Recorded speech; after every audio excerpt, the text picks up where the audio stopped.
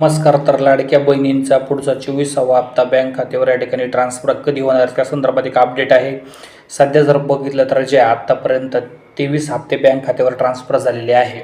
आता 24व्या हप्त्यासंदर्भातील अत्यंत महत्त्वाची अपडेट आहे. सध्या जर बघितलं तर जे 24व्या हप्त्याचा GR अजूनही आला नाही हे सर्वांनी लक्षात ठेवा.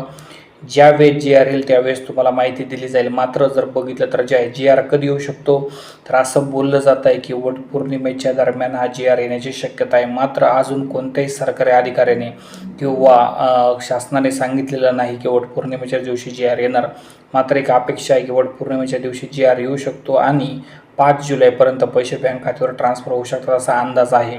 मात्र यामध्ये जर बघितलं तर सरकारची उदासीनता दिसत आहे. टाईमवर हप्ते मिळत नाही, एक तारीख फिक्स नाही. त्यामुळे मोठ्या प्रमाणात लाडक्या बहिणींचा संताप होत आहे. त्यामुळे सरकारने फिक्स तारीख करावी अशी मागणी आपण वारंवार करत आहोत.